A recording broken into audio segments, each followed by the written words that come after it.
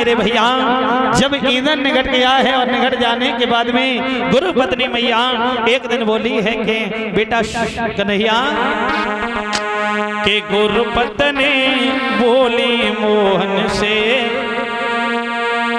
और मेरे लाले तन के धनिया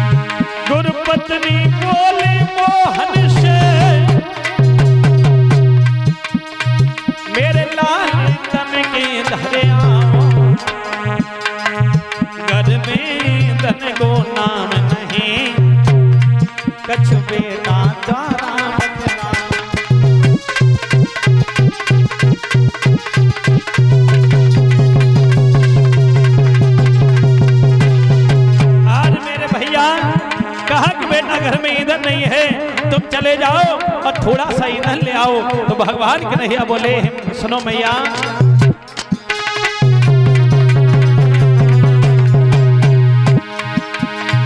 केशव बोले चिंता क्या है जंगल से तोड़े लाता है चतुर सुदामा संग मेरे संग तक लौटा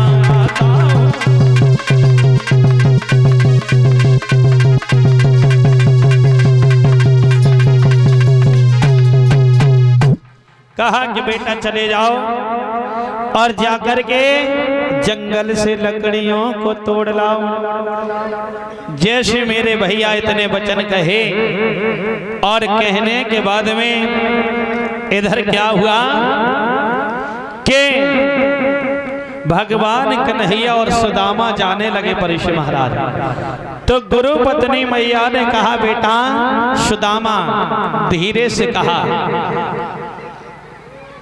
बेटा इधर आओ थोड़े से चना ले जाओ और ये दोनों भाई मिलकर के चबले।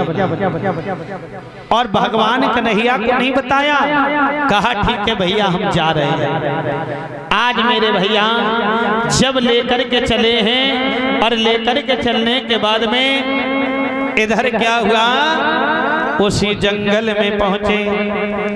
जब जंगल में पहुंचे हैं पहुंचने के बाद में भगवान कन्हैया जो थे मेरी मैयाओ ऊपर चढ़ जाते हैं लकड़ियों को तोड़ने लगे, लेकिन सुदामा जो थे नीचे नीचे लकड़ियों को बीनने लगे। लेकिन प्रभु की कृपा हुई लकड़ी लाने में उन्हें मगर हो गई शाम तो पानी भी पड़ने लगा लौट न पाए श्याम।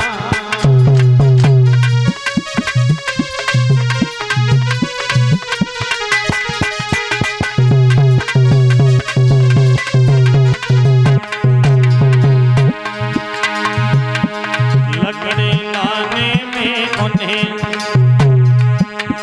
मगर हो गई शाम और पानी भी पड़ने लगा लौट न पाए श्याम।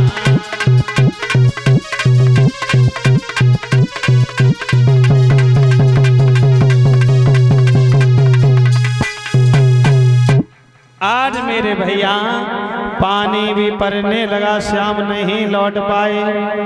तो वह महामास की भोर रात और पानी पर पानी आता है त्रिभुवन बन की जो सेवा में अरे वृक्ष तले शुकड़ाता है। अरे भगवान कन्हैया ऊपर चढ़े हैं, पानी घोर बरस रहा है, दामा घबरा गए।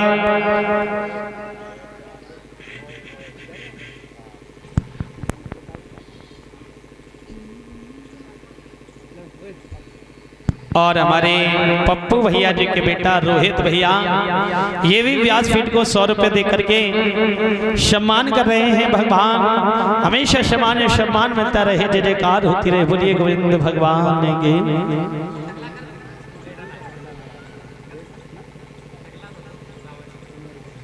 देखो कह रहे पंडित जी उन्हें जो सुदामा बनाए उन्हें टकला कर दे। मैंने कहा टकला ना कर दो। कह रहे वे तो सुदामा जी टकला आते। बोलिए गोविंद भगवान की। हमारे शिवम भैया कह रहे हैं आज मेरे भैया जैसे इतने वचन कहे हैं और कहने के बाद में तो जो सुदामा थे वो उन्हीं चावलों यानी चनों को लेकर के चब रहे थे। तो सोचा कि इसमें से इस कन्हैया को दे दें या हम खा लें, क्योंकि थोड़े से तो चना है। अब सोचा कि चुपचाप चाव लें। तो अब जो सुदामा थे काफी समय हो गया परीक्षित महाराज, तो चुपचाप चबने लगे। तो एकदम से कटकट की आवाज सुनी। भगवान बोले ओरे सुदामा तू क्या खा रहा है? क्योंकि चने कोई ऐसी चीज तो है नहीं मेरी भैया कि जो कि चुपचाप चब लिए जाए हैं? हाँ, और अगर बड़ी बूढ़ी मैया को दे दे तब ये तो मुरारते ही रहे का तो फेंक दे। गोविंद भगवान की। जैसे एक बात है, खैर माफ करियो मैया, बुराई ना मानियो। हमारी जो बड़ी बूढ़ी मैया होती हैं उनके दांत नहीं हो, जब भी हंसे तब बढ़िया लगते हैं। हमारी मम्मी हैं उनके दांत ना रहे तब हंसे बातें करें बड़ी अच्छी लगती है, और जब कछु खाएं तो बात बोलिए गोविंद भगवान की। तो परीक्षित महाराज भैया जैसे इतने वचन कहे और कहने के बाद में बस क्या हुआ कि भगवान कन्हैया कहने लगे क्या खा रहे हो भैया, मुझे दे दो।